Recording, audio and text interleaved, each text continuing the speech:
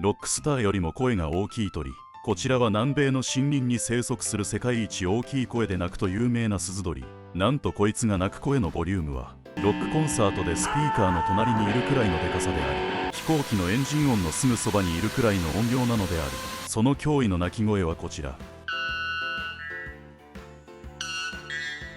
うるせえ。しかもなんか警報音みたいでやだ。この音量は人間の耳で聞くと痛みを感じるレベルの域にまで達する。さらに面白いのが、このバチクソ大きい鳴き声はオスがメスへ求愛するためのものなのだが、そのうるささにメスもドン引きすることがある。普通の鳥はメスが近づくと声を小さくするのに対して、こいつは近くに来れば来るほど鳴き声のボリュームを上げ続けるため、うるさすぎてメスも逃げることがあるのだ。女心考えとけ。